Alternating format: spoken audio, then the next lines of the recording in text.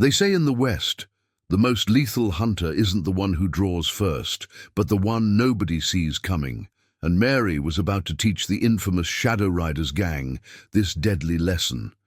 This is the story of how the most ruthless outlaws in the Dakota Territory made their last mistake by threatening a quiet seamstress who kept her Winchester closer than her sewing needles. Before we dive into this incredible tale of justice and vengeance, make sure you're subscribed because tomorrow's story might just be your new favorite. Drop a comment telling us where you're watching from, and if this story touches your heart, don't forget to hit that notification bell. I've got something extra special coming up next. The late summer wind howled through Crow's Landing like a mournful spirit, stirring eddies of golden dust along the weathered boardwalks. Most folks had enough sense to stay indoors during these scorching afternoon hours, when the Dakota sun turned the very air into shimmering waves of heat. But Mary Blackwood sat motionless on her rocking chair outside Widow Chen's Herbal Remedies shop, her weathered fingers working delicately on a piece of embroidery while her untouched cup of jasmine tea grew cold beside her.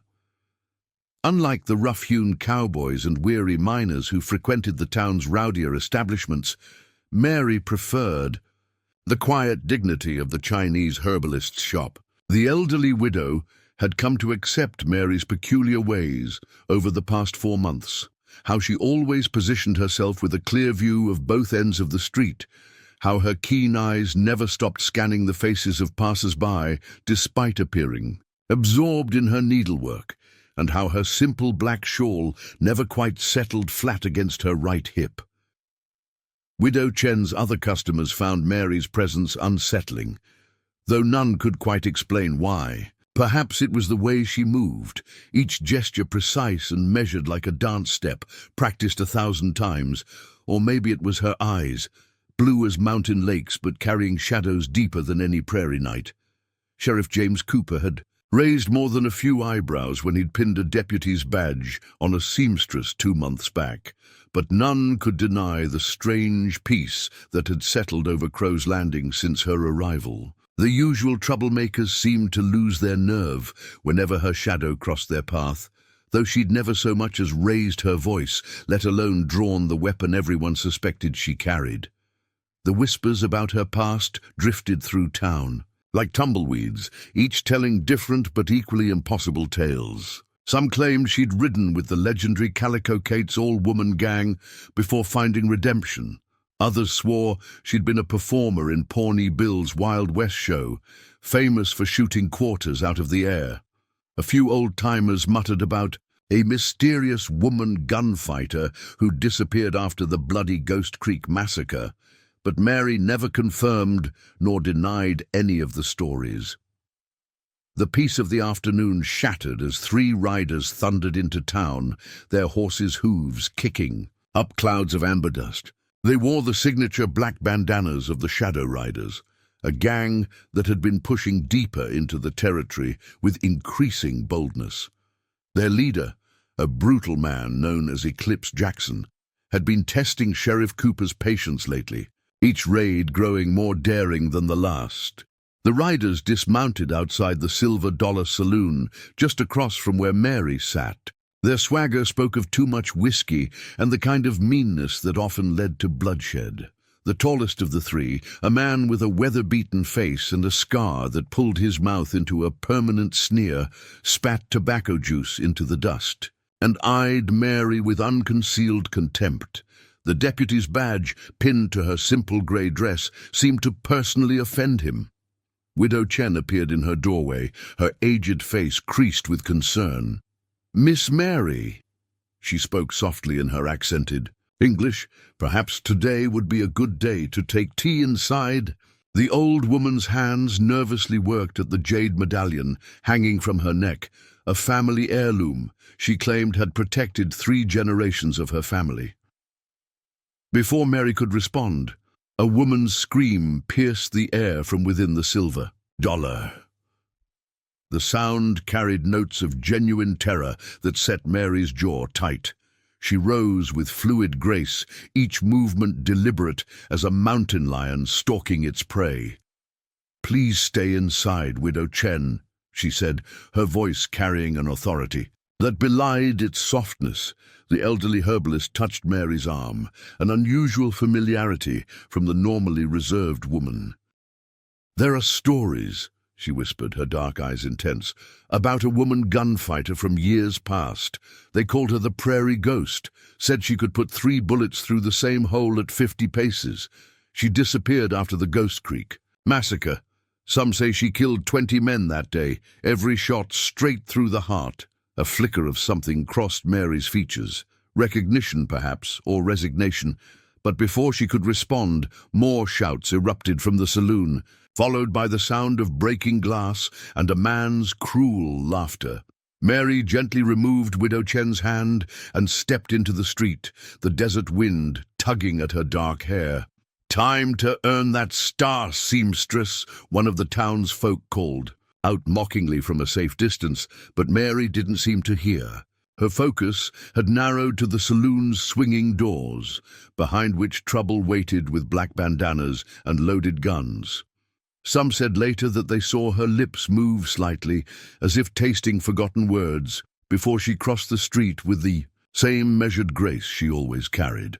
What happened next would change Crow's Landing forever, though none who witnessed it could agree on exactly how it all unfolded. But everyone remembered the strange calm in Mary's eyes as she pushed through those saloon doors like a woman walking into her own home, rather than what waited beyond.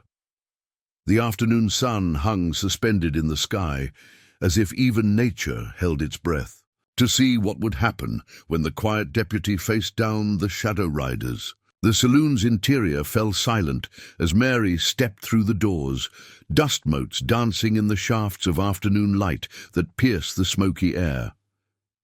The saloon's usual crowd had pressed themselves against the walls, leaving a clear view of the 3 shadow riders who'd cornered Emma Sullivan, the new telegraph operator, against the bar.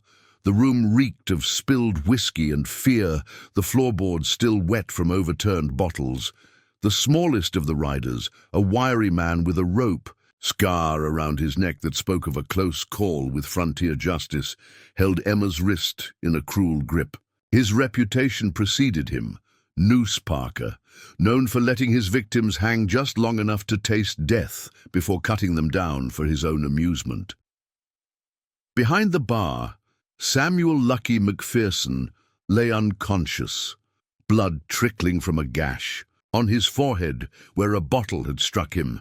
Empty glasses and broken furniture littered the floor, evidence of the rider's destructive entrance. "Well, ain't this something special?" Noose rasped, his damaged voice sending chills through the onlookers. "Sheriff Cooper's got himself a seamstress deputy. What's next, gonna hire them Chinese to guard the bank?"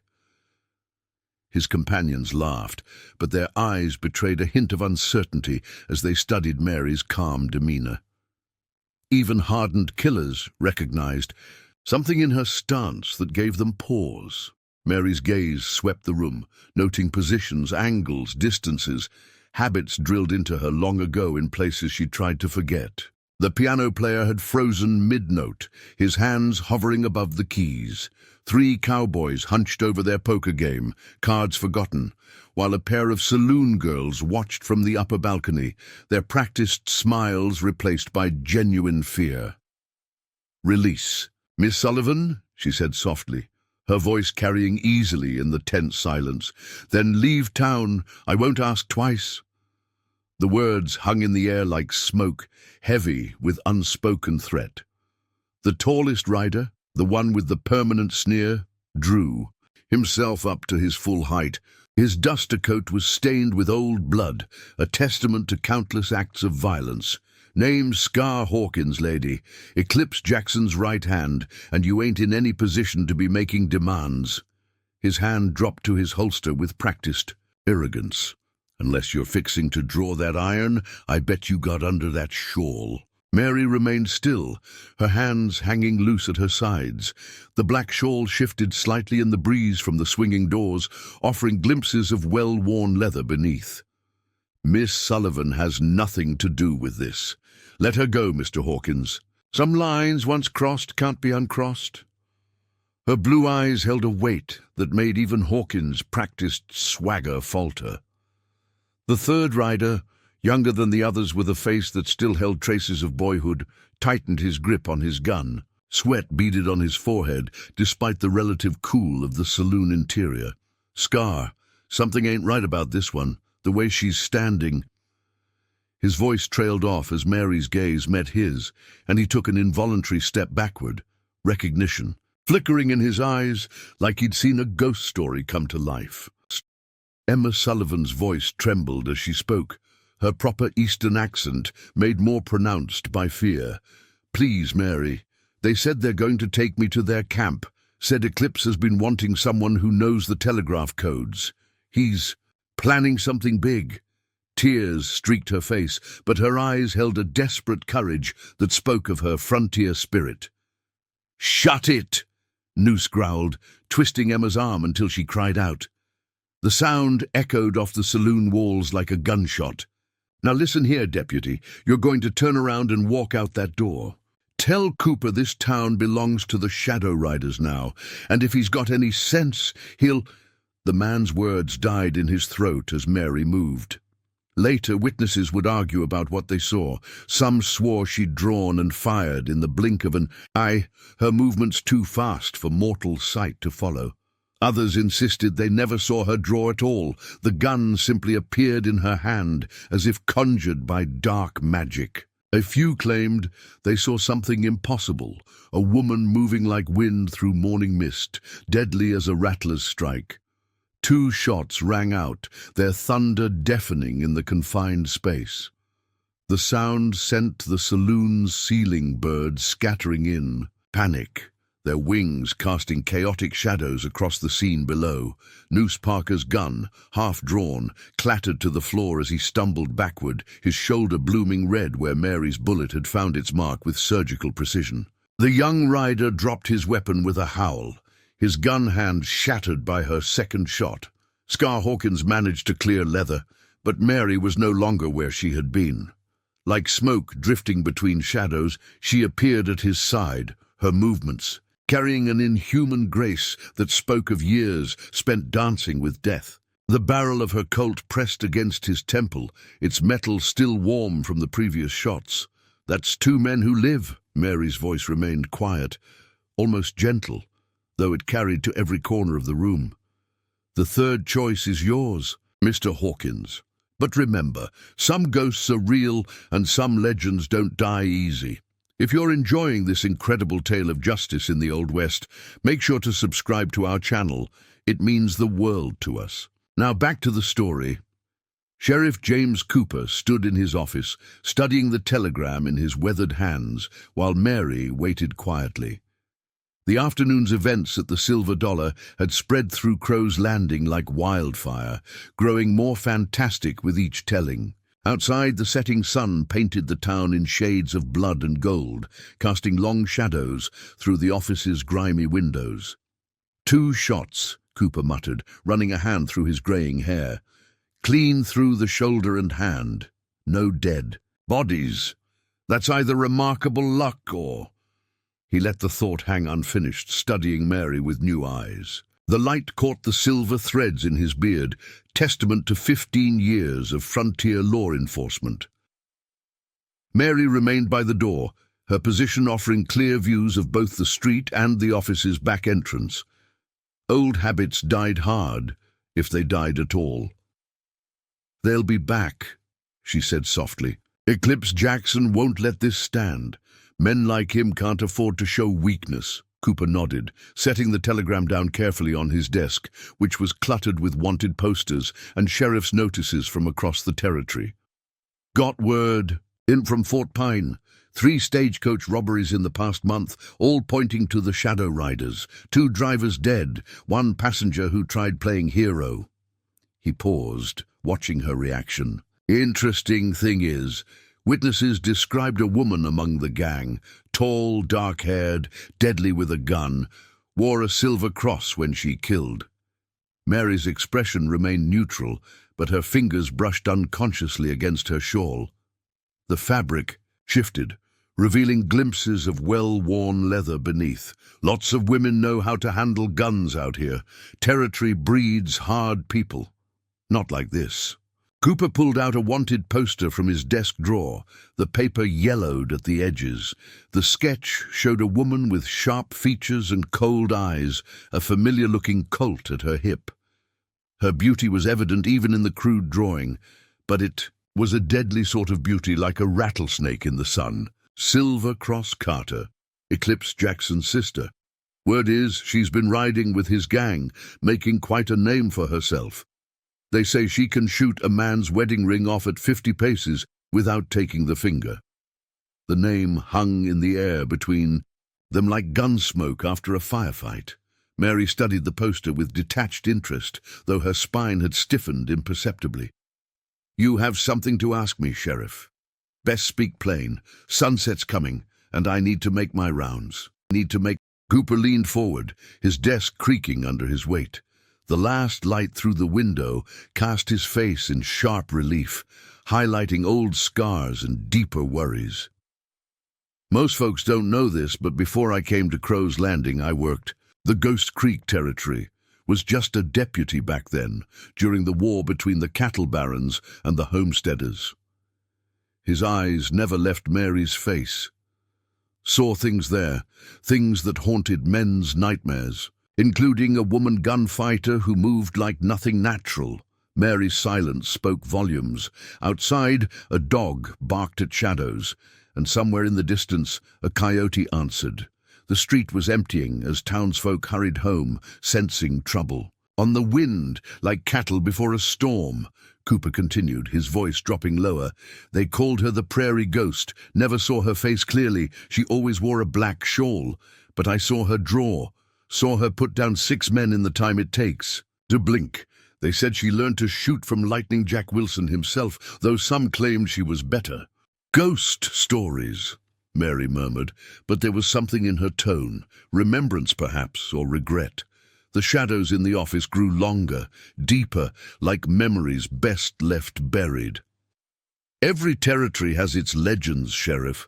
Most ain't worth the breath spent telling them." "Maybe." Cooper stood slowly, years of frontier life evident in his stiff movements. An old bullet wound in his hip made him favor his right leg, though he tried to hide it. "Thing is, I've been hearing rumors lately. Rumors I don't much care for about Eclipse Jackson's real plans." He moved to the window, staring out at the darkening street. "Man's been gathering forces, not just common bandits anymore. He's recruiting killers, professionals, building something bigger than just a gang." A flicker of genuine concern crossed Mary's features. "How many?" 30 men at least, maybe more. And now, with Silver Cross at his side, Cooper turned back to face her. "Word is, they're planning something big, something that'll make those stagecoach robberies look like child's play." Mary processed this information silently, her mind already working through implications. Her fingers traced unconscious patterns on her shawl, a habit Cooper had noticed whenever she was deep in thought. He watched her carefully, noting how she unconsciously positioned herself to cover both exits, how her eyes never stopped scanning for threats, even here in his office. "There's more," he said finally, pulling out another piece of paper from his desk. "Got word from an old friend in the territorial marshal's office. Someone's been asking questions about Ghost Creek, about what really happened there, about the day the killing stopped." The last rays of sunlight slipped behind the western mountains, plunging the office into shadow. A lamp flickered on Cooper's desk, casting dancing shadows on the walls. Mary's voice came from the darkness, steady as ever. "What kind of questions?" "About a woman who disappeared after the fighting, about 20 men who died in a single afternoon, each with a single shot through the heart, and about a black ledger that went missing the same day, a ledger that held enough secrets to bring down half the territory's most powerful men. Names, dates, bribes paid and received, the kind of information men kill to keep buried." "Mary, moved to the window, her reflection ghost-like in the darkening glass. The street below was empty now, though lamplight spilled from the silver dollar where Lucky McPherson was already telling tales about the afternoon's events. Ghosts don't leave tracks, Sheriff, and dead men tell no tales. No, Cooper agreed, lighting a cigar that glowed like a fallen star in the darkness. But sometimes they have brothers who do. Like Jonathan Drake, territorial judge and brother to a certain cattle baron who died at Ghost Creek, man who might have owned that missing ledger. Judge Drake died last winter, Mary recalled. Hunting accident, as I remember. His son didn't. Cooper's words landed like bullets. William Drake, young, ambitious, connected to half the powerful families in the territory, and word is he's been spending time with Eclipse Jackson's gang, providing information, funding, and political protection, building something that's starting to look an awful lot like an army. Cooper moved to a locked cabinet in the corner of his office, retrieving a bottle of whiskey and 2 glasses. He poured a measure in each, offering one to Mary. She accepted but didn't drink, watching the amber liquid catch the lamplight. There's something else, Cooper continued, settling back behind his desk. 2 weeks ago, a ranch was burned out, near St. Joseph. No survivors, but witnesses said they saw Silver Cross Carter leading the raid. The interesting thing is, it wasn't just any ranch. It belonged to a woman who'd been asking questions about Ghost Creek. Mary's hand tightened imperceptibly on her glass. You think it's connected? I think, Cooper said carefully, that Drake and Jackson are sending a message to anyone who might know something about that ledger or about what really happened that day. He studied Mary's face in the lamplight. The woman at the ranch, Catherine Matthews, she was a school teacher, had a sister who disappeared around the same time as the prairie ghost. The implications hung heavy in the gathering darkness. The cigar smoke twisted in the air like forgotten spirits. Mary finally spoke, her voice carrying echoes of something older, harder. You're saying this goes beyond simple banditry, that Eclipse Jackson's building an army for someone with bigger plans, someone looking to settle old scores. I'm saying, Cooper chose his words carefully, tapping ash from his cigar, that maybe the prairie ghost didn't disappear by accident. Maybe she took something that powerful men want back, something worth building an army to find, something worth killing for. Mary turned from the window, her movements liquid grace in the shadows. The lamp caught her eyes, and for a moment Cooper saw what others had seen at Ghost Creek, something deadly and beautiful, like morning frost on a tombstone. Ghosts don't have pasts, Sheriff. Best remember that. Everyone has a past, Deputy. Cooper's voice was gentle now. The question is, when it catches up to you, will you face it alone? Through the window they watched as Tommy Hayes, the young stable boy, raced across the street, his face flushed with urgency. Moments later, the church bell began to toll. 3 short rings, the signal for trouble. Go, Cooper said, reaching for his rifle. I'll organize the townspeople. Something tells me we're about to have company. Mary's evening patrol took her past the Silver Dollar, where Lucky McPherson was already back behind the bar, a bandage wrapped around his head like a badge of honor. The saloon hummed with excited chatter about the afternoon's events, though conversations hushed when she passed the windows. Inside, Emma Sullivan sat at a corner table, hands wrapped around an untouched whiskey, her eyes distant. Through the saloon's windows, Mary caught fragments of Lucky's storytelling, his voice carrying the weight of someone who'd seen the impossible and lived to tell about it. Moved like a ghost, I tell you. Never seen anything like it. One moment she's standing there, calm as you please, and the next... He demonstrated with expansive gestures, his audience hanging on every word. Word of Mary's display had spread beyond the town limits. 3 riders had already galloped south, presumably to inform Eclipse Jackson. The desert wind carried whispers of approaching storms, both natural and man-made. Mary counted 6 strangers in town since sundown, all wearing guns and asking questions. About the new deputy. Near the livery stable, she encountered young Tommy Hayes leading a nervous horse. The animal's eyes rolled white at the edges, sensing the tension in the air. "Miss Mary," Tommy called out, his voice carrying a mix of awe and concern. "Riders coming in from the south, lots of them moving quiet-like. And there's something else." He glanced around before continuing in a whisper. "One of them's a woman wearing a silver cross." Mary squeezed the boy's shoulder. "Good work, Tommy. Get word to the sheriff, then make sure your family's safe. Tonight might get interesting." Widow Chen waited outside her shop, jade medallion glinting in the lamplight. "Miss Mary," she called softly, "perhaps time for evening tea." Her tone suggested more than a simple invitation. The herbalist's shop interior was warm, fragrant with exotic herbs that Widow Chen imported from mysterious sources. The old woman closed the shutters with deliberate care before settling across. From Mary at a small table, a single oil lamp casting dancing shadows on the painted silk screens. "In my homeland," Widow Chen began, pouring tea with practiced grace, "there are stories of warriors who become legends, who fade into myth like morning mist before the sun." Her dark eyes studied Mary over the rim of her cup. "But sometimes myths return when Earth demands balance be restored." Mary sipped her tea, appreciating its subtle complexity. "You seem to know a great deal about myths, Widow Chen." "I know about the prairie ghost." The words fell like stones in still water. "About Ghost Creek. About the ledger that disappeared." She set her cup down with precise movements. "And I know about William Drake's true plans for this territory."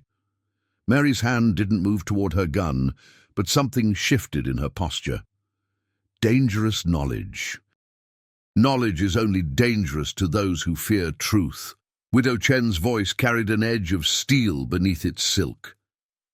"Drake's father was not the only one keeping records. My late husband, he was good with numbers, with secrets." She reached beneath the counter and withdrew a small red book. "Many powerful men visited his gambling house in Ghost Creek, many loose tongues after too much wine." Sarah stared at the book, her face unreadable. "Why show me this?" "Because Drake's son believes you have his father's ledger. But there were 2 books, one for show, one for truth." She pushed the red book across the table. "This one tells the real story, about the bribes, the murders, the plans for an empire built on blood and corruption. Plans his son now seeks to complete." Outside, horses thundered past, more riders heading south. Mary's fingers traced the book's worn cover. "You've been waiting for me, for the prairie ghost." "No." Widow Chen's smile held secrets. "For someone who could finish what was started at Ghost Creek. Someone who could bring balance." She poured more tea, the amber liquid catching the lamplight like liquid gold. "Drake's son has gathered an army, but armies are built on fear, on greed, on promises, of power. And what am I built on?" Mary's voice carried echoes of old wounds. "Justice," Widow Chen replied simply, "on the kind of truth that powerful men fear more than any gun."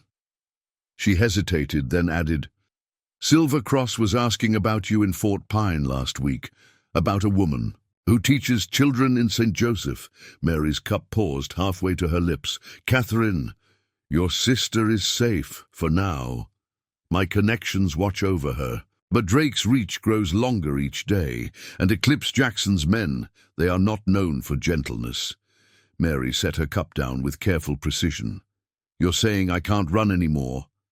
"I'm saying the storm is coming whether you run or stand." Widow Chen's voice softened. "But this time you don't stand alone." The tea house's silence stretched like a drawn bowstring. Finally Mary spoke, her voice carrying the weight of decisions made. "Tell me everything you know about Drake's plans, and about Silver Cross Carter."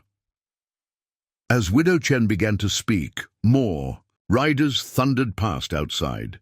The night was young, and somewhere in the darkness, old ghosts were stirring, ready to dance once more to the music of gunfire and vengeance. Silver Cross Carter wasn't born evil, Widow Chen continued, refilling their cups. The steam curled from the porcelain like ghosts of memories. She became what the territory made her, like many of us. The old woman's eyes grew distant, remembering. Her father was a rancher near Ghost Creek. Died in the first wave of violence, along with her mother. Eclipse raised her after that, taught her to shoot, to survive, to hate. Mary absorbed this information silently, the red book lying between them like a loaded gun. And now she rides with her brother's gang. More than that. Widow Chen's expression darkened. She leads his most brutal raids. They say she marks each kill with a silver cross left on the victim's chest.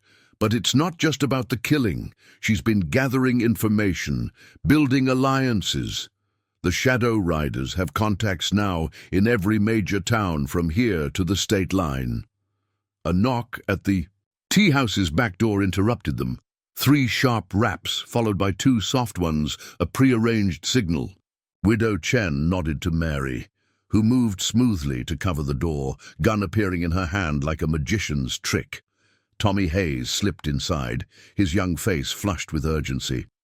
"Miss Mary, riders coming in from the north. Lots of them." He hesitated, glancing at Widow Chen. "Speak freely, young one," the old woman said. "These walls keep secrets better than most graves. Silver Cross is with them, wearing a black dress and carrying matched Colts. She's asking for you by name, Miss Mary. Says—" He swallowed hard. "Says the prairie ghost owes her a debt of blood." Mary's expression didn't change, but something deadly flickered in her eyes. "How many riders? 20, maybe 30. More gathering outside town. They're setting up camp at Willow Creek." Tommy's voice dropped to a whisper. "And there's a fancy Eastern man with them, wearing a suit black as sin, riding a white horse. Keeps giving orders to Eclipse Jackson himself." "William Drake?" Widow Chen said softly. "He moves faster than expected." Mary moved to the window, carefully parting the shutters. The street was empty, but tension hung in the air like the metallic taste before a thunderstorm. "Tommy, find Sheriff Cooper. Tell him what you've seen. Then get your family and anyone else you trust to the old mission church. Things are about to get complicated." As Tommy slipped away, Widow Chen spoke again. "Drake will not stop with Crow's Landing. This is just the beginning. With both ledgers, he could control every judge, every marshal, every powerful man from here to the capital." Mary's hand rested on her Colt, the weight familiar as a lover's touch. "Then we make sure he never gets them." She turned from the window, and Widow Chen caught a glimpse of what others had seen at Ghost Creek, something ancient and lethal wearing a woman's shape. "Time to remind them why they called me the Prairie Ghost." Silver Cross Carter sat astride, her black mare at the edge of Willow Creek, a silver cross gleaming at her throat. The moon cast enough light to illuminate the growing camp around her, tents rising like mushrooms after rain, cook fires dotting the darkness like fallen stars. 30 men now, with more arriving hourly, each one a killer drawn by the promise of blood and gold. William Drake stood beside his white stallion, his eastern suit incongruous against the rugged backdrop. His father's features lived in his face, but harder, colder, stripped of any pretense of justice. "The town must be taken intact," he was saying, his cultured voice carrying across the camp. "The ledger is paramount. Everything else is negotiable." And the Prairie Ghost? Silver Cross's fingers caressed her matched Colts, their pearl handles gleaming. "Is she negotiable too?" Drake's smile didn't reach his eyes. "Your personal vendetta is your own affair, Miss Carter. Just ensure it doesn't interfere with our larger purpose." He gestured toward Crow's Landing's distant lights. "That woman took Everything from my father, his reputation, his power, his life, the ledger was just the beginning. Eclipse Jackson sprawled by the main fire, spitting into the flames. Ain't natural the way she moves. Saw her once, years back, like trying. To shoot smoke, his scarred face twisted. Lost 3 good men that day. She's human. Silver Cross's voice carried the edge of an old blade. She bleeds. I've seen it. Her hand unconsciously touched a scar on her shoulder, a souvenir from Ghost Creek. Tonight, we'll see it again. Back in town, Mary stood in Sheriff Cooper's office, studying a crude map of Crow's Landing, spread across his desk. Lucky McPherson had joined them, along with Emma Sullivan and Doc Wilson. Outside, Tommy Hayes organized volunteers to move women and children to the relative safety of the Mission Church. 33 Shadow Riders confirmed, Cooper reported, marking positions with lead shot. Plus Drake and his personal guards, maybe 40 total. He looked up at Mary. Most folks have chosen sides. Those who haven't are either leaving or locking their doors. Town's divided, McPherson added, his bandaged head making him look fiercer rather than wounded. Some say we should give Drake what he wants. Others, he gestured to the rifle he'd brought, others remember what happened last time men like him had power here. Mary traced routes through the town with her finger. They'll hit at dawn. Drake's type loves symbolism. Silver Cross will lead the first wave. She'll want to prove herself. Her voice carried the weight of experience. They'll expect us to concentrate our defense here at the jail and sheriff's office, but we won't, because that's not where the ledger is it? Emma Sullivan said quietly. The telegraph operator's earlier fear had been replaced by a steel that surprised everyone. No, Mary confirmed. It's not. Doc Wilson cleared his throat. Widow Chen's had visitors all evening, folks we don't usually see in town, Chinese merchants, travelers, even a few Indians. His meaning was clear. The old woman's network was mobilizing. Good. Mary moved to the window, watching moonlight paint the street silver. Drake thinks this is about power, about control. He doesn't understand it was never about the ledger. It was about justice, about balance. And Silver Cross? Cooper asked, softly. What's she about? Mary's hand brushed her shawl, an unconscious gesture that spoke volumes. Ghosts, she said simply, the same ones that haunt us all out here. She turned back to the group. But tonight isn't about ghosts. It's about choices, about standing against the darkness when standing's all that's left. McPherson hefted his rifle. Well, I ain't much for speeches, but I reckon any woman who can shoot like you is worth standing with. One by one, the others nodded. Even Emma Sullivan, who had never fired a gun before today, stood straighter. Mary looked at them. A wounded saloon keeper, a telegraph operator, a doctor, and a sheriff past his prime. Not the army she would have chosen, but perhaps the one she needed. Get some rest, she said finally. Tomorrow comes early, and it comes bloody, and it comes... As the others filed out, Cooper held her back. You know Drake won't stop with just the ledger. He'll want to know everything about Ghost Creek, about his father's death, about what really happened that day. Let him ask. Mary's voice was soft, but carried the promise of violence. Some answers come in lead. Outside, the wind carried the scent of sage and gunsmoke. Mary moved through the darkened streets, checking positions, reinforcing resolve. Widow Chen's visitors had brought more than just information. Rifles appeared in unexpected hands, ammunition was distributed quietly, and barricades rose in strategic locations. At the Mission Church, families huddled together while Tommy Hayes organized the older boys into messenger runners. Mary watched him work, seeing the shadow of the man he might become. She remembered another young man, equally brave, who died at Ghost Creek trying to warn others about the coming storm. Your father would be proud, she told him softly. Tommy hesitated, then pressed forward with the boldness of youth. "Miss Mary," he whispered, checking to ensure no one else was within earshot. "The stories they tell about the prairie ghost, about what happened that day. Were you really trained by Lightning Jack Wilson himself?" A ghost of a smile touched her lips. "Some stories are better left as stories, Tommy." She adjusted his gun belt with practiced hands. "Just remember, aim true, and remember what you're fighting for." Back at Willow Creek, Silver Cross paced like a caged mountain lion. The camp had grown to nearly 50 men now, their campfires dotting the landscape like fallen constellations. William Drake sat beneath a canvas awning, studying. Maps spread across a portable desk. "She'll have prepared the town," Silver Cross said, her voice carrying the edge of obsession. "She always prepares, always plans." "Good." Drake's smile was cold as mountain frost. "Let her plan. While she fortifies the obvious positions, our men will come in through the mine tunnels. Old surveyor maps show they run right under the town. By the time she realizes her mistake, it will be too late. You don't know her like I do." Rachel's hand strayed to her old scar. "In Ghost Creek, at Ghost Creek," Drake cut her off sharply. "She was alone. Now she faces an army. Even ghosts can be killed, Miss Carter, if you know where to shoot."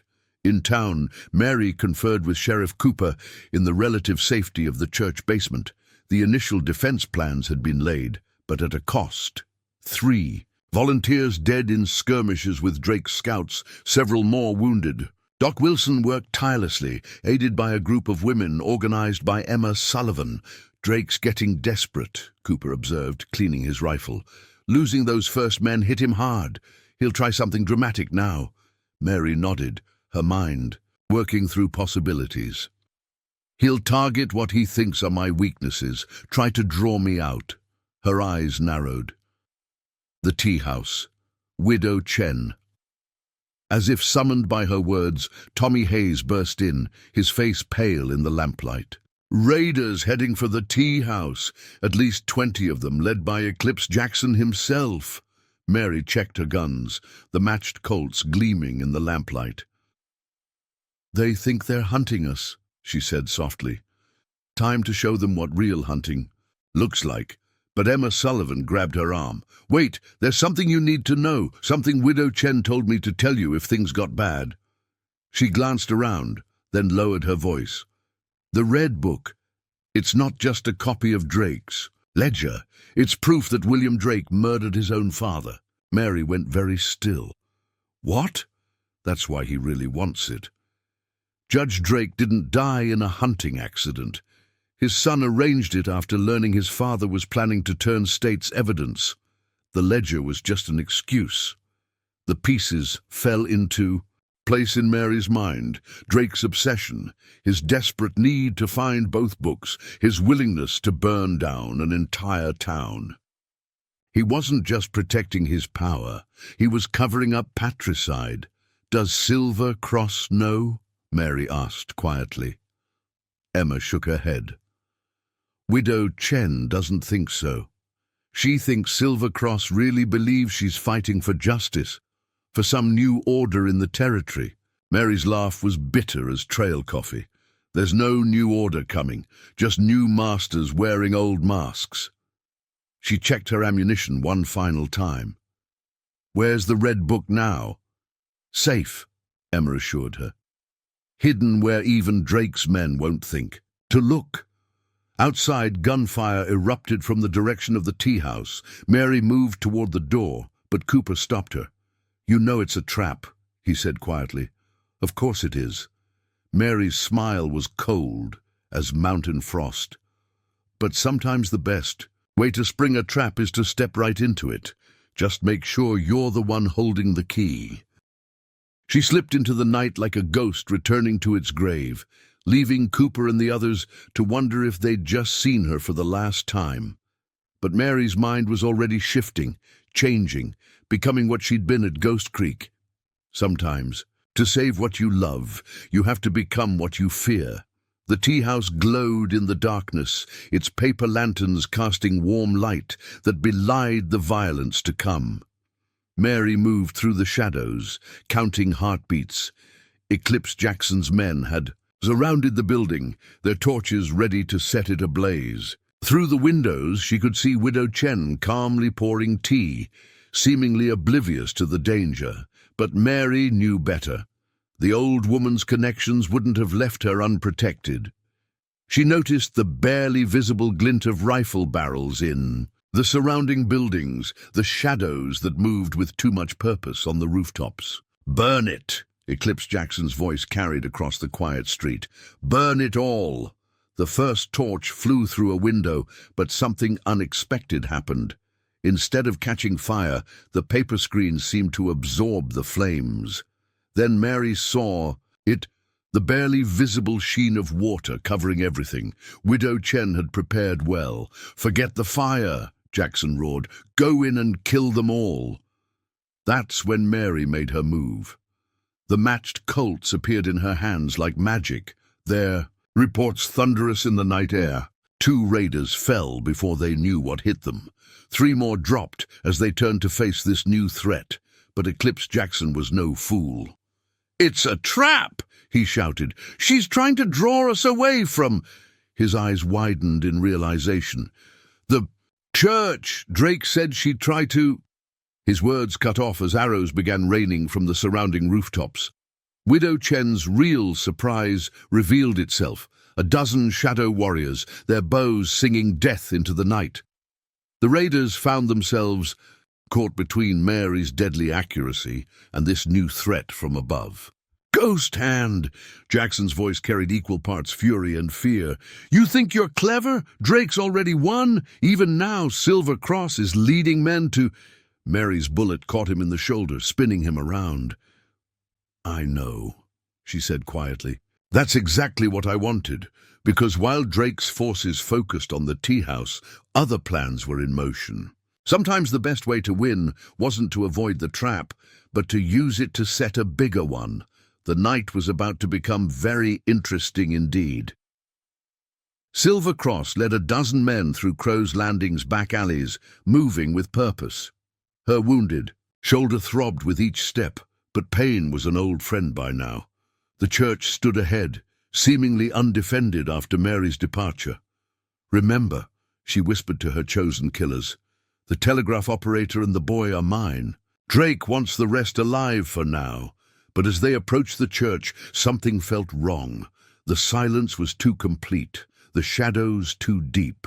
Silver Cross's instincts, honed by years of survival, screamed danger.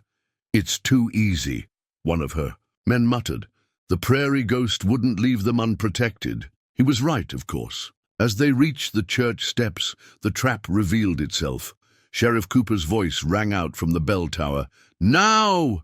Gunfire erupted from every window, every doorway, not the random shots of frightened townsfolk, but the coordinated volleys of trained shooters. Widow Chen's warriors had been waiting, their rifles speaking death into the night. Silver Cross dove for cover, cursing. Half her men were down in the first exchange, the others scrambling for protection that didn't exist. She'd walked right into it exactly as Mary had planned. "You think you know her better than anyone," another voice called out. Emma Sullivan, the telegraph operator, but her voice carried none of its former fear. "But you never really knew her at all, did you?" Silver Cross fired blindly toward E. Emma's voice, her shots going wide in the darkness. The sound echoed off the church walls like thunder. "I know her," she snarled, her voice carrying years of bitterness. "I was there at Ghost Creek. I saw what she really is." "Did you?" This voice was new. Widow Chen, calm as a mountain lake, speaking from somewhere in the shadows. "Or did you see only what you wanted to see, what Drake told you to see?" The old woman's words carried a weight that made Silver Cross hesitate. More of Silver Cross's men fell, picked off by invisible shooters positioned in the church's upper reaches. The coordinated fire spoke of careful planning, of strategically placed marksmen who knew their business. One by one, her trusted killers dropped, until she was alone, trapped in a killing ground of her own making. But Silver Cross Carter hadn't survived this long by giving up easily. She'd learned early that sometimes survival meant taking the desperate gamble, making the impossible play. She broke cover, running for the church doors. If she could get inside, take hostages, there might still be a chance to turn this disaster around. Her boots thundered on the wooden steps, but her plans shattered as she found Mary waiting in the doorway, those matched Colts aimed with deadly precision. The lamplight from inside cast Mary's face in sharp relief, highlighting the calm certainty in her eyes. "Hello, Silver Cross." Mary's voice carried echoes of Ghost Creek, of that bloody day when everything changed. "Time we had that talk you've been avoiding." Silver Cross raised her guns, but pain and blood loss made her slow. Her wounded shoulder screamed in protest as she tried to aim. Mary moved like liquid moonlight, like something from the ghost stories they told around campfires. Before Silver Cross could squeeze her triggers, Mary had disarmed her with terrifying ease, moving with a grace that seemed almost supernatural. Silver Cross found herself on her knees, looking up at the legend she'd chased for so long. The churches. Lamplight caught the silver cross at her throat, making it gleam like an accusation. "You don't understand," Silver Cross gasped, tasting copper in her mouth. "Drake's building something new, something better. No more corrupt lawmen, no more rich men's justice." "No," Mary agreed softly, "just Drake's justice." She studied the woman before her, seeing not the feared killer of a dozen men, but the scared girl who'd lost everything at Ghost Creek. "Tell me, Silver Cross, did you know he killed his own father?" Silver Cross's face went pale, the color draining from her cheeks like water from desert sand. "You're lying." But there was a tremor in her voice, a hint of uncertainty that hadn't been there before. "The ledger proves it, the real ledger, the one Widow Chen's husband kept. Every detail, every witness, every piece of blood money Drake paid to cover it up." Mary's voice was gentle now, like someone breaking bad news to a friend. "He's been using you, Silver Cross, using your pain, your need for vengeance, to build his own empire." "No!" Silver Cross shook her head, but the certainty was gone from her voice. He told me his father was planning to expose corruption, that you killed him to protect the guilty. That's why we've been gathering forces, building alliances, to clean up the territory, to bring real justice." Mary holstered one gun, the movement smooth as silk. She reached into her shawl and withdrew the small red book that Widow Chen had given her. The leather binding was worn with age, its pages yellowed but clearly legible. "Read it yourself. Your brother's name is in here too, on the list of honest men Drake's father had killed. Men who wouldn't play along with his schemes." Silver Cross's hands trembled as she took the book. The lamplight from the church door fell across the pages as she read, her eyes widening with each revelation. Tears began falling, dropping onto the pages like summer rain. Everything she'd believed, every justification for the blood on her hands, crumbled to dust. "Your brother," Mary continued softly, "was working with the territorial marshal, gathering evidence against Drake's father. That's why they killed him. Made it look like a bandit attack, but it was planned, ordered, paid for." Silver Cross's fingers traced the damning words on the page. "Eclipse. He never told me. He must have known. All these years. Your brother was a good man, Silver Cross. He deserved better than lies." Through the church windows, they could see Tommy Hayes organizing the defenders, his young face set with determination beyond his years.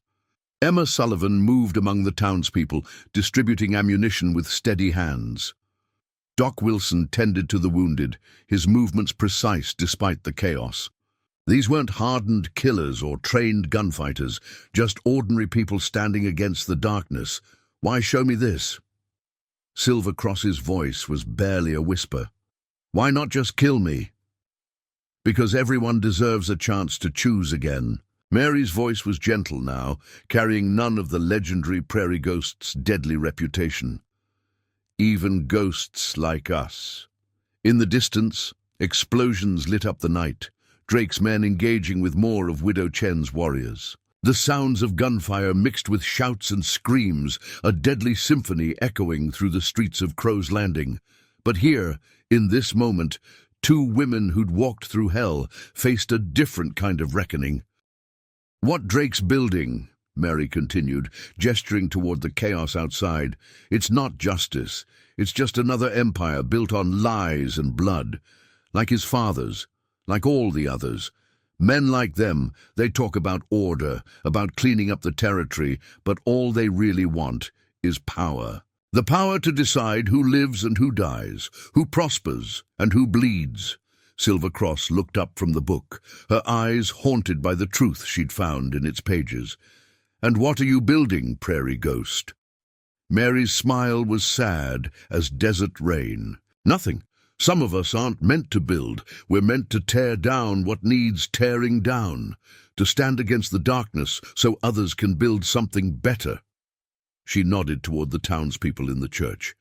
"So people like them can have a chance at something real."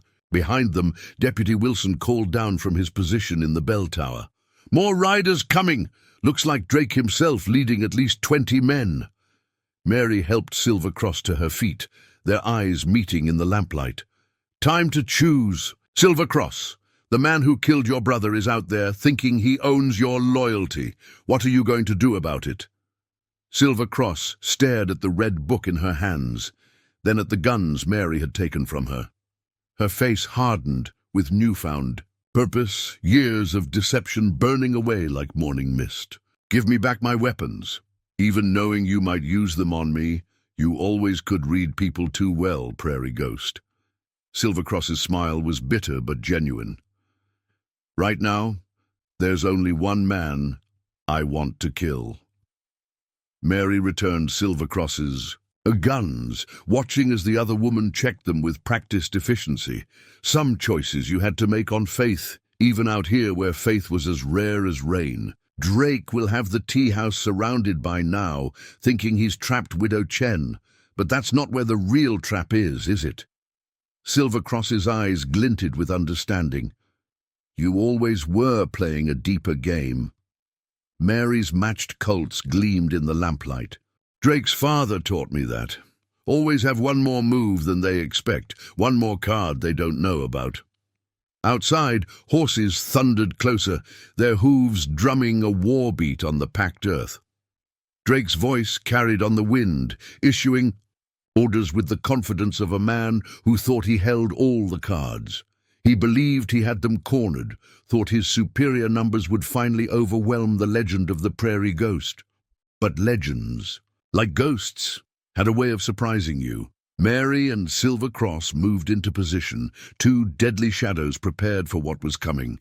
Sometimes the most dangerous predators were the ones you thought you'd tamed. Drake was about to learn that lesson. "The hard way. There's something else you should know," Silver Cross said as they waited. "About your sister Catherine."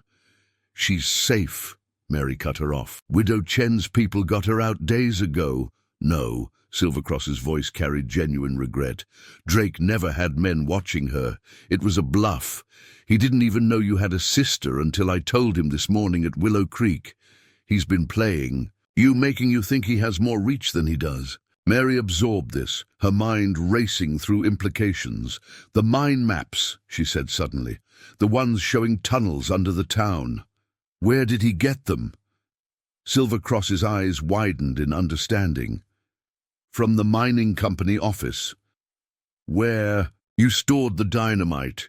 Mary's smile was cold as mountain frost. "Which means he's about to learn a very expensive lesson about trusting old maps." The picking sounds grew louder. Drake's men had reached the church's main support beams. But Mary made no move to stop them, even as dust began falling from the ceiling. "Sheriff," she called. Cooper appeared, ghost-like from the shadows. "Get everyone into the center of the church, away from the walls." Cooper didn't question her, just started moving people. He'd learned to trust Mary's instincts. Outside, Drake's voice grew more confident with each passing moment. "Your choice, Prairie Ghost. The ledger, or these people's lives." Mary stepped onto the church porch, seemingly exposed. Her black shawl billowed in the gun smoke like wings of judgment. "You want the ledger, William? The one that proves you murdered your father? Come and get it." Drake's face, visible in the firelight, twisted with rage. "Kill her! Kill them all!" But Mary just smiled because Drake had forgotten something important about old mining towns, about how the real tunnels were, never where the maps said they were. The ground began to shake. Drake's attack came like a desert storm, sudden, violent and overwhelming. His men hit the church from 3 directions, their gunfire shattering windows and splintering wood. The night air filled with the acrid smell of gunpowder and the metallic tang of blood. But Mary and Silvercross were ready, their combined skill turning the church steps into a killing ground. Years of experience flowed through them as they moved in perfect synchronization, as if they'd been fighting together all their lives instead of against each other. The night air filled with gun smoke and the thunder of gunfire, punctuated by screams, and the heavy thud of falling bodies. The church's stained glass windows, brought all the way from St. Louis by the original settlers, exploded inward in a shower of colored shards, their biblical scenes reduced to glittering dust in the lamplight. "He'll try to burn us out," Silvercross called over the chaos, her shots picking off Drake's men with lethal precision. A raider trying to flank their position dropped with a bullet between his eyes. "It's what he did in Fort Pine, smoked out the territorial marshal's office, killed everyone inside, including 2 women and a child. That's what he expects us to fear." Mary moved like smoke between firing positions, the matched Colts dealing death with surgical accuracy. 3 more of Drake's men fell to her guns, their bodies tumbling down the church steps like discarded dolls. But fire's not his real plan. As if confirming her words, a new sound cut through the battle, pickaxes on wood, the rhythmic thunk of metal biting into timber. Drake's men were attacking the church's foundation while the gunfight distracted the defenders. The sound echoed through the building like a demon's heartbeat, each strike sending tremors through the floor. Inside, Emma Sullivan organized the townsfolk, moving them away from the weakening walls. Her Eastern refinement had been replaced by frontier steel, her voice steady as she directed people to safety. Doc Wilson continued treating the wounded, his hands steady despite the chaos, his white shirt stained red with the blood of those he fought to save. Tommy Hayes ran messages between defensive positions, showing courage beyond his years, his young face streaked with dirt and gun smoke. Lucky McPherson had set up a makeshift ammunition station near the altar, distributing bullets and reloading weapons with the same efficiency he usually showed behind his bar. "Never thought I'd be serving lead instead of whiskey," he quipped, though his eyes held the hard light of a man who'd seen too much violence. Drake's voice carried over the mayhem, his cultured Eastern accent twisted with rage and frustration. "It's over, Ghost. You've lost. Give me the ledger, and maybe some of these good people live to see morning." The threat hung in the air like gun smoke, making some of the townsfolk shift nervously. But Mary caught Silvercross's eye, seeing in the other woman's face the same deadly determination she felt, ready to show him how wrong he is. Silvercross checked her ammunition with practiced efficiency, her fingers dancing over the bullets as she reloaded. Her face was set with deadly purpose, all traces of uncertainty gone. Born ready, but Hannah... She hesitated, using Mary's real name for the first time. "There's something else you should know about Ghost Creek, about why I really hunted you. All these years." "Save it," Mary cut her off, scanning the battlefield with eyes that missed nothing. The patterns of movement among Drake's men had shifted, suggesting something more than just random attacks. "Drake's men are moving into position for something big. See how they're shifting toward the east side?" But Silvercross pressed on, her voice urgent as summer thunder. "You need to know this. The day of the massacre, I saw something Drake doesn't know about. There was another ledger, not his father's, not the Chinese merchants. Your father's." Mary's hands stilled on her guns, the familiar weight of the Colts suddenly heavy with memory. My father died in the war, killed by raiders in '63. But even as she said it, old doubts stirred like rattlers in the dark corners of her mind. No. Silvercross's eyes held a weight of truth that stopped Mary cold. He was there at Ghost Creek. He's the one who gave. You the first ledger, isn't he? The one Drake's been hunting all these years. She paused, letting the implications sink in. That's why you disappeared after the massacre, not just because of what happened, but because of what you found out. Before Mary could respond, the picking sounds grew louder, more urgent. Drake's men had reached the church's main support beams. The whole building groaned like a wounded thing, dust and splinters raining from above. But Mary made no move to stop them, even as small cracks began appearing in the walls. "Sheriff!" she called. Cooper materialized from the shadows, his face streaked with gunsmoke and years of frontier justice. "Get everyone to the center of the church, away from the walls, and Cooper—" She pressed a small key into his hand, the metal warm from being carried close to her heart. "When you hear the whistle, open the strongbox under the altar. Everything you need to know is inside." Cooper's eyes met hers, understanding passing between them. It was never about the ledger, was it? Mary's smile was sad as prairie winter. It was about justice, always was. Outside, Drake's confidence grew with each passing moment, his voice carrying the arrogance of a man who thought he held all the cards. "Last chance, Ghost. The ledger, or their lives. I've got enough men to burn this whole town to the ground, and enough friends in high places to make sure no one ever asks questions."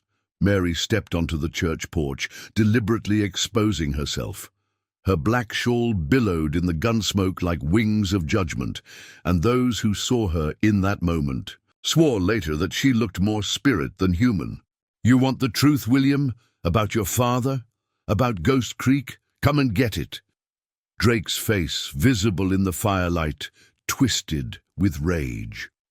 The resemblance to his father was never stronger than when anger stripped away his eastern polish, revealing the cruel core beneath. "Kill her! Kill them all!" But Mary just smiled, because Drake had forgotten something important about old mining towns, about how the real tunnels never followed the maps. The ground began to shake, a deep tremor that started subtle but grew stronger with each passing second. It was the sound of justice long delayed, finally arriving with the force of an avalanche. "What's happening?" One of Drake's men called out, panic edging his voice. "The ground!" "The maps," Silvercross whispered, understanding dawning in her. Eyes like sunrise over the prairie. "The real mining tunnels run directly under Drake's position," Mary confirmed, satisfaction coloring her voice. "Those old support beams have been soaked in oil for days, just waiting for the right moment. And Widow Chen's people have been busy with more than just gathering information. The first explosion came from deep underground, the sound more felt than heard. Then another and another, a chain reaction racing through the real mine tunnels. Drake's men, positioned exactly where Mary had wanted them, suddenly found the ground disappearing beneath their feet. The night filled with their screams as the earth opened up to swallow them. "Fall back!" Drake screamed, but it was too late.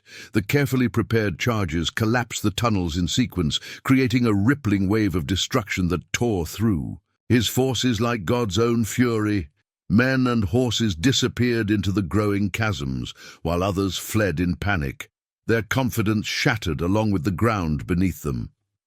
Mary's voice cut through the chaos like a knife.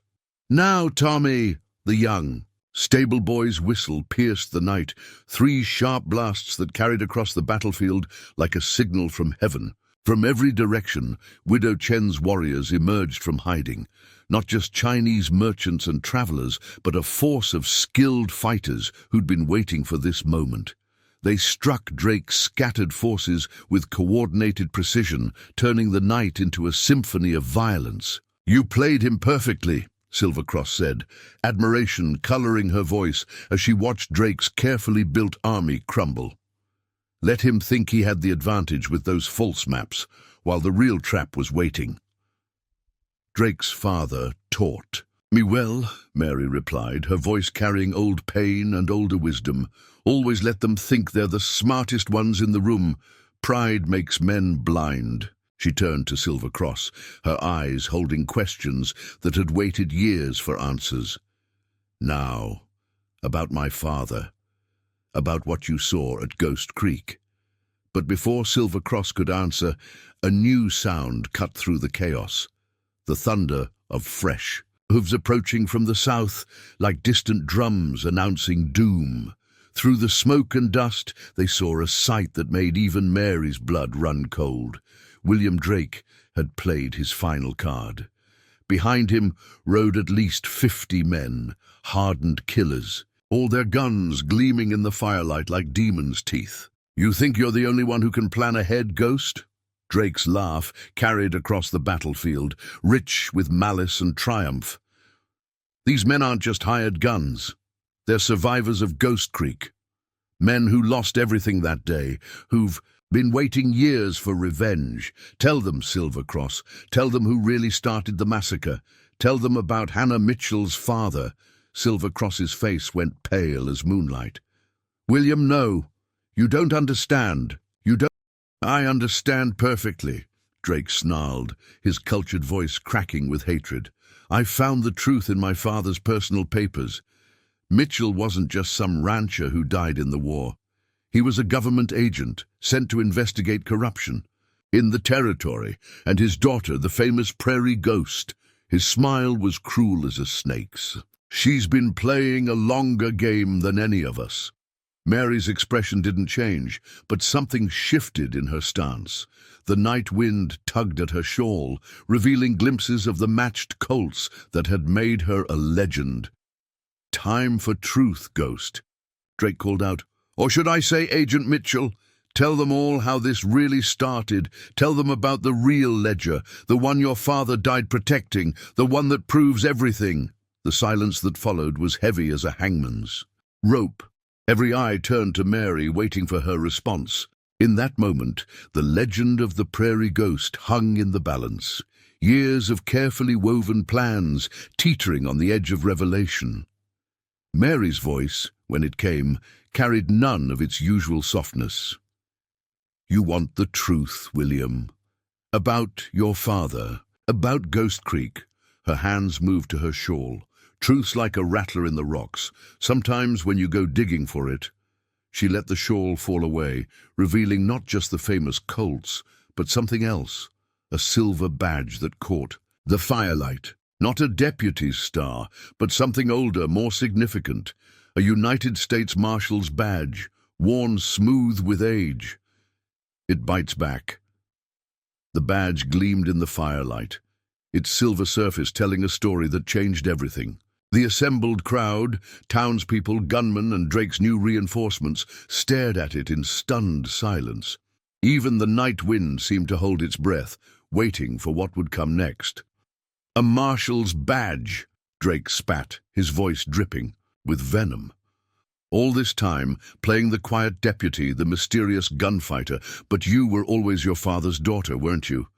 Another government dog sniffing around where you don't belong. Mary's voice carried across the battlefield, calm as still water but with steel beneath. My father was murdered investigating men like yours, men who thought they could buy justice, who thought their money made them gods out here. Her fingers traced the badge's worn surface. He gave me this badge, and the ledger, the night, before Ghost Creek, said if anything happened to him, I was to finish what he started. Silver Cross stepped forward, her own gun steady. That's what I saw that day. Not just the killing, but afterward. Saw you with your father, saw him give you something before Drake's men caught up to him. Her eyes held a new understanding. You weren't just another gunfighter, you were continuing his investigation. Investigation? Drake's laugh was bitter as winter wind. Is that what you call 20 dead men? What you call destroying my father's reputation, driving him to his death? Your father destroyed himself, Mary replied. The ledger just proved what everyone already knew, that he was building an empire on blood money and corruption, that he'd killed dozens of honest men who stood in his way. She paused, letting her next words fall like hammer blows. Including your brother Thomas. Drake's face went white. Behind him, several of his men stirred uneasily. You're lying. Tell them, William. Tell them why Thomas really disappeared 3 years before Ghost Creek. Tell them what happened when he found out what your father was doing. Mary's eyes bore into him like bullets. Or should I read it from the ledger? Your father was thorough in his record-keeping, even wrote down how much he paid the killers. The revelation hit the assembled crowd like a physical force. Among Drake's reinforcements, the supposed survivors of Ghost Creek, uncertain murmurs began to spread. They'd come for revenge against the prairie ghost, but now seeds of doubt took root. Shut up! Drake's composure cracked like thin ice. Kill her! Kill them all! But his men hesitated. Silvercross's voice rang out. The ledger doesn't lie, William. I've read it now. Everything. About Thomas, about my brother, about all the others. Your father had his own son killed because Thomas was going to expose him. She addressed the gathered gunmen. How many of you lost friends, family, to the Drake accidents? How many mysterious deaths did his gold pay for? Mary moved down the church steps with deadly grace, her matched Colts still holstered, but ready. That's why you really want the ledger destroyed, isn't it, William? Not to protect your father's legacy, but to hide your own guilt. Because you helped him do it, helped him kill Thomas, helped him cover up the murders, and when your father finally grew a conscience, finally decided to confess, I said, shut up! Drake drew his gun with snake-like speed, but Mary was faster. Her right-hand Colt seemed to materialize in her grip, its barrel steady as mountain stone. You killed him, Mary continued relentlessly. Arranged a hunting accident, just like all the others. But you forgot about the ledger, forgot that your father had written everything down, including his plans to confess. That's the real reason you've spent years hunting it, not to protect his name, but to hide your own crimes. The night air grew heavy with tension as Drake's men looked between him and Mary, decades of lies unraveling in the firelight. From the church doorway, Sheriff Cooper emerged holding an old strongbox, the one Mary's key had opened. Found something interesting in here, Cooper called out, his voice carrying clearly in the tense silence. Letters, signed confessions, details about every murder the Drakes arranged, including a letter from Judge Drake himself, written the day before he died, naming his son William as Thomas's killer. Drake's careful mask of civilization cracked completely. You think any of this matters? He screamed, his cultured accent giving way to something rawer, uglier. You think these animals care about justice, about truth? He gestured wildly at his assembled men. They care about gold, and I've got plenty, enough to buy every trigger finger from here to the capital. But the mood among his men had shifted. The supposed survivors of Ghost Creek, brought here for revenge against the prairie ghost, now looked at Drake with new eyes. They'd lost friends and family in that massacre, yes, but how many had really died by Drake's hand, not Mary's? Your father taught me something else, Mary said softly, though her words carried to every ear. He said men like him, men who built empires on blood and lies, they always make the same mistake. They think everyone else is as corrupt as they are, that everything and everyone can be bought. She nodded toward the gathered gunmen. But out here, even among killers, there's still such a thing as honor. Still lines that can't be uncrossed, like killing your own brother, like building a fortune on the graves of honest men. From the shadows around the church, more figures emerged. Widow Chen's warriors, moving like smoke, but they weren't alone. With them came faces Drake recognized, men he'd hired over the years for his dirtiest work. Men who now held rifles, pointed at their former employer. Your own men have been turning evidence for months, Mary revealed, ever since they learned the truth about Thomas, about all of it. The Territorial Marshal's office has everything: dates, names, bank drafts. Enough to hang you 10 times over. Drake's remaining loyal men, sensing the tide turning, began to back away. But Drake himself stood frozen, his gun still pointed at Mary, madness dancing in his eyes. "You're just like your father," he snarled. "Self-righteous, thinking you can judge me. Think you're any different? How many men have you killed, Ghost? How many graves have you filled?" "Difference is," Mary replied calmly, "I never pretended to be anything but what I am, never killed for profit or power, just justice." Her voice hardened. "Drop the gun, William. It's over." Instead, Drake's finger tightened on the trigger, but before he could fire, another shot rang out. Drake staggered, looking down in surprise at the red stains spreading across his chest. Behind him stood Silver, cross, her gun still smoking.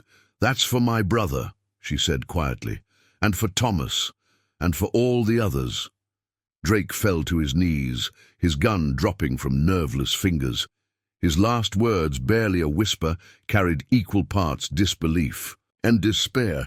"You can't—" "I'm a Drake." "Not anymore," Mary replied, watching as he toppled forward into the dust. "Now you're just another ghost." The night wind carried away his final breath, and with it, decades of corruption and lies. Around the church, Drake's remaining. Men lowered their weapons, seeing the futility of further resistance. The legend of the Prairie Ghost had drawn them here, seeking revenge, but truth had shown them a different path. Sheriff Cooper moved through the crowd, collecting guns with quiet efficiency. Widow Chen's warriors emerged fully from the shadows, their presence ensuring peaceful surrender.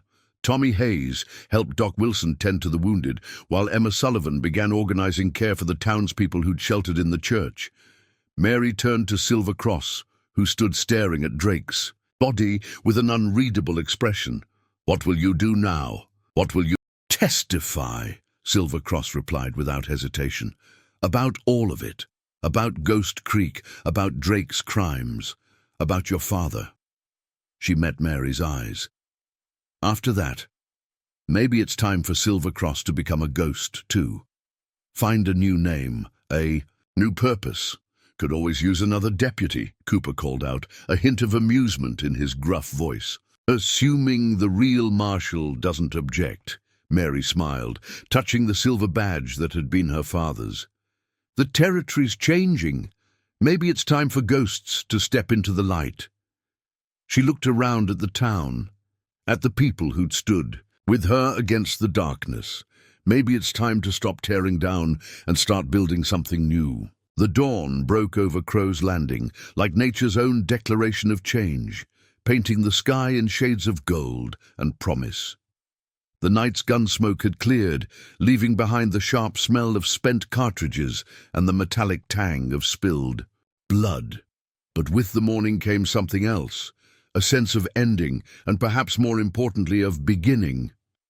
Mary stood on the church steps, watching as the territorial marshals led away the last of Drake's surviving men.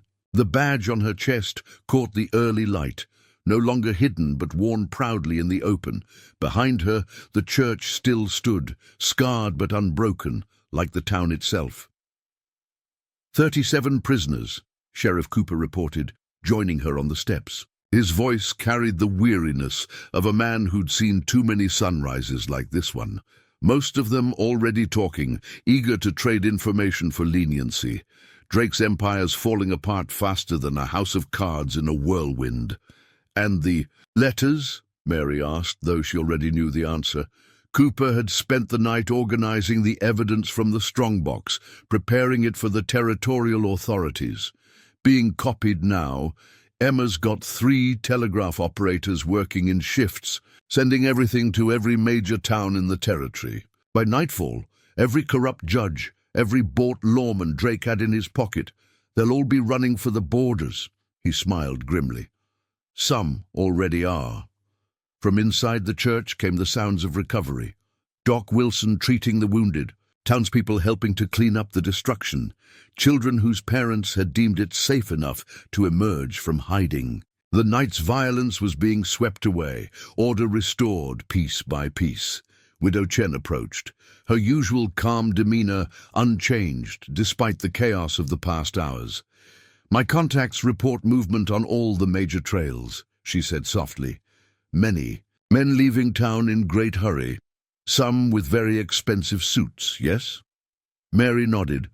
Drake's network of corruption had spread far and wide, but now, exposed to the light, it withered like morning frost. The old Chinese woman's intelligence network had proved invaluable, not just in the fight, but in ensuring the evidence reached the right hands. "Your father would be proud," Widow Chen added, her dark eyes knowing. He understood that justice is like river, sometimes flows underground but always finds way to surface. The mention of her father brought fresh pain, but also a sense of completion. Mary touched the badge, feeling its familiar weight. He believed in the law, even when the law was broken. Believed it could be fixed if enough good people stood up for it. "Like you did," Silvercross said, emerging from the church. She'd spent the night helping Doc Wilson with the wounded, finding a kind of redemption in healing rather than hurting. Like we all did, in the end. The former outlaw had changed, not just in allegiance but in bearing. The deadly grace was still there, but the haunted look in her eyes had been replaced by something closer to peace. She'd already given her formal statement to the marshals, detailing everything she knew about Drake's operations. "What will you do now?" Mary asked her, genuinely curious. Silvercross considered for a moment. "Cooper's offer of a deputy position.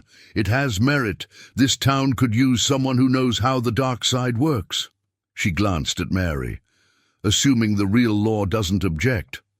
"The law needs all kinds," Mary replied. "Even reformed outlaws, maybe especially them." Tommy Hayes came running up, his young face bright with excitement despite his obvious exhaustion. He'd proven himself a dozen times over during the night, carrying messages and helping tend the wounded with equal courage. "Miss Mary, Marshal," he corrected himself, still adjusting to the revelation of her true identity. "Riders coming in from the east, but not like last night's. These ones are flying the territorial marshal's colors." Mary smiled. "Right on time. Those would be the reinforcements I called for last week. Not that we needed them, as it turned out." She looked around at the townspeople who had stood their ground, fought their own battles. "This town did just fine on its own."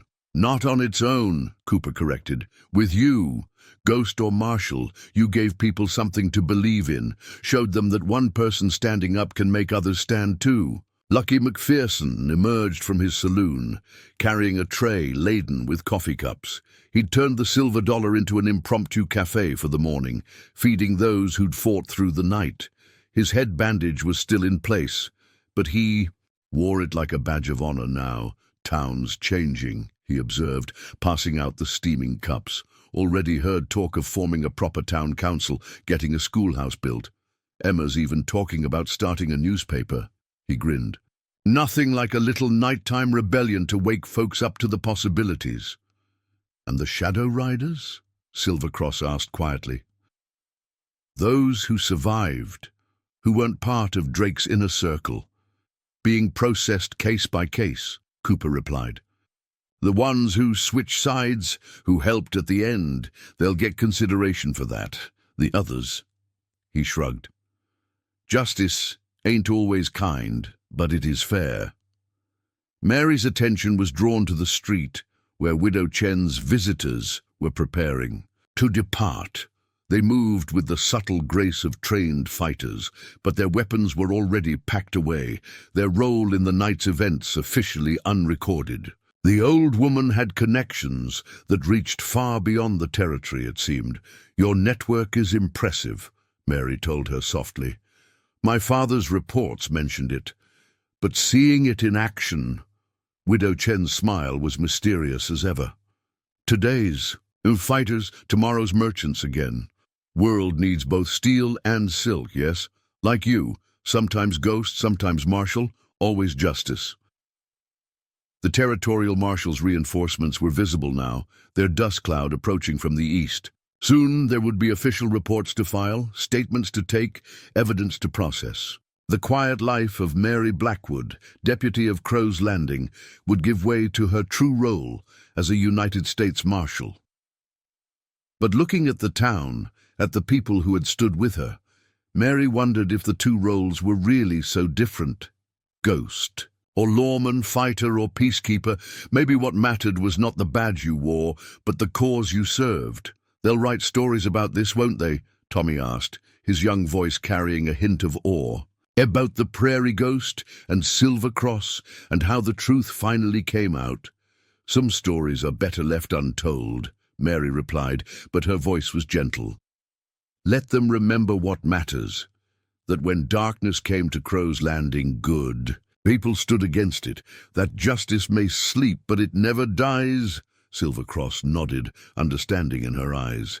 "And that sometimes the deadliest force isn't the one that draws first, but the one that stands last." The morning sun climbed higher, burning away the last shadows of night. In the distance, the territorial marshals drew closer, bringing with them the machinery of official justice. But the real work had already been done, not by badges or guns alone, but by a town that had found its courage, and a ghost who had finally stepped into the light. "What happens now?" Emma Sullivan asked, joining them on the steps.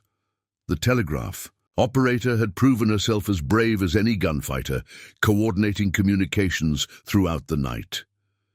Mary looked out over the town, past the scars of battle, to the promise of what could be. Now we build something that doesn't need ghosts to protect it." "Because sometimes," Widow Chen added softly, "most powerful magic is not in fighting darkness, but in creating light." The morning wind carried the scent of sage and new beginnings, while somewhere in the distance a coyote called, not in challenge this time, but in celebration of another dawn. The legend of the prairie ghost would fade into myth, as all legends must, but the truth she had fought for would remain, solid as the badge she wore, enduring as the justice she served. And in Crow's Landing, they say even now that on certain nights when the moon is high and the wind whispers secrets, you might catch a glimpse of a woman in a black shawl, watching over the town she helped save. Not a ghost anymore, but a guardian, reminding all who see her that the truest strength lies not in the shadows we hide in, but in the light we create together. 1 month after the night that changed Crow's Landing forever, Mary stood at her father's newly marked grave in the town cemetery. The territorial marshal's office had finally cleared his name, acknowledging his sacrifice and service. The simple headstone read, "Marcus Mitchell, U.S. Marshal, he died for justice." The autumn wind whispered through the prairie grass, carrying the scent of sage and memories. Mary placed a single wildflower on the grave, remembering the man who'd taught her everything about justice, about standing up when others stepped back. "He would have liked this place," Silvercross said softly, approaching from behind. She wore a deputy's badge now, its silver star catching the morning light. A town worth fighting for. Mary nodded, touching the marshal's badge that had been her father's. He always said the frontier needed more than just law. It needed people willing to build something lasting. Crow's Landing had changed in the weeks since Drake's fall. The evidence from the strongbox had triggered a wave of arrests across the territory, toppling corrupt officials and exposing decades of criminality. But more importantly, the town itself had transformed, as if awakening from a long sleep. Emma Sullivan's newspaper, the Crow's Landing Herald, had published its first edition last week. Its front page carried the full story of Drake's corruption and the town's stand against it. Tommy Hayes, promoted to official deputy in training, had proudly delivered copies to every door. "Got word from Fort Pine this morning," Silver Cross reported, falling into step beside Mary as they walked back toward town. "The last of Drake's judicial appointments has been removed." The territory's getting a clean sweep, right down to the county clerks. The main street was busy with morning activity. Widow Chen's shop had expanded, now offering not just herbs, but serving as a gathering place for the town's growing Chinese community. The old woman had proven that her connections extended far beyond just fighting. She'd helped bring in merchants, craftsmen, families looking to build new lives. Lucky McPherson's Silver Dollar Saloon still bore bullet holes from that night, but he'd refused to patch them over. Good reminder, he'd say to anyone who asked, about what happens when good folks stand together. The sound of hammering drew their attention to the new schoolhouse rising at the edge of town. It was a community project, with everyone from ranch hands to former outlaws lending their labor. Doc Wilson had donated the land, saying education was the best medicine for what ailed the frontier. Marshal Tommy Hayes came running up, his deputy's badge polished to a shine. Telegram from St. Joseph. Your sister Catherine arrived safely at the territorial governor's office. She's going to testify about everything she discovered about Drake's operations there. Mary smiled, remembering her sister's strength. Catherine had been conducting her own investigation in St. Joseph, gathering evidence that helped complete the puzzle of Drake's corruption. The siblings' parallel paths had finally converged, helping bring justice to their father's memory. And there's more, Tommy continued, practically bouncing with excitement. Remember those 3 shadow riders who surrendered that night? The ones who said they had information about other corruption rings. Their evidence just led to arrests in 3 more territories. The news didn't surprise Mary. Drake's organization had been vast, its tentacles reaching into every corner of the frontier. But like all empires built on fear and greed, it had crumbled once people found the courage to stand against it. They reached the sheriff's office, where Cooper was teaching a group of townspeople about the new territorial laws. The old lawman had found a new calling as an educator, helping people understand their rights and responsibilities. Looking more like a proper town every day, Cooper observed as Mary and Silver Cross approached. Got word this morning. Territorial Council approved our application. Crow's Landing's getting a proper charter, complete with elected officials and everything. Inside the office, the walls told the story of change. Where once wanted posters had dominated, now there were notices for town meetings, announcements of new businesses opening, even plans for a railway spur that would connect Crow's Landing to the main line. Progress, Widow Chen remarked, appearing as silently as ever. She placed a cup of steaming tea on Mary's desk, the same blend she'd served the night Mary had first arrived in town. But some things remain same. Truth, justice, need for watchful eyes. Mary sipped the tea, appreciating its familiar complexity. Speaking of watchful eyes, your network's been busy. Those merchants who passed through yesterday. Widow Chen's smile was mysterious as ever. Some fight with guns, some with information. War against corruption not over yet, but now we have more allies, yes?